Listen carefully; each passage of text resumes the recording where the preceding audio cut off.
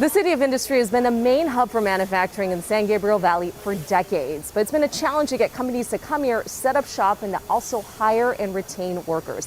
I'm Renee Inc. here in a brush manufacturing facility that you'll see behind me, and I'll explain how they've been able to do it and how a new citywide initiative is trying to get other companies to do the same. Back in 1990, Ken Rakusin wasn't so sure what he was getting into when he took a president position at Gordon Brush Manufacturing Company. We had 22 employees. I mean, this was a little tiny company that was on the verge of going out of business.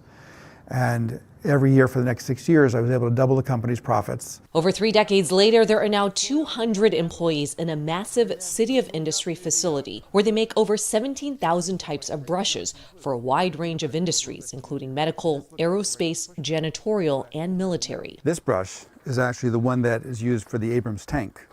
Rakusin says he's recruited by other states to set up shop, but remains committed to keeping jobs in the City of Industry, despite an increasing number of manufacturers going overseas for cheaper labor. I could put a lot of money in my pocket if I outsourced everything. And I went to Mexico, I went to China, I went to wherever. But I also have this loyalty to my employees. So we have people that have worked here for excess of 35 and 40 years. Our plant manager used to be our janitor. But one challenge of staying put in the U.S. is finding workers who have the skills or desire to work a blue-collar job. There's nobody that works in our factory that when they were going through school said, gee, when I grow up, I want to make brushes for a living. You know, it doesn't happen.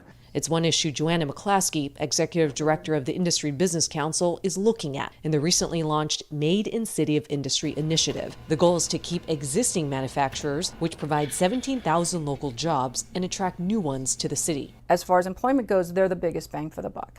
So if the more manufacturers you have, the more people you can employ in the amount of space that you have. McClaskey says they are studying the top industries in the city, figuring out which ones have the potential to grow, and they're also researching where the best workers are located and their age range. We've done a lot of things in the past through the community colleges, and we're finding that that's not the demographic that's a really good manufacturing worker. Rakusin says ultimately he wants to see more education in the U.S. geared toward those who work best with their hands, preparing them for blue-collar jobs critical to the economy. They have this great mechanical mind, or this great mind. They love to see machines work and operate machines and design machines. Where they could potentially earn a place here at Gordon Brush.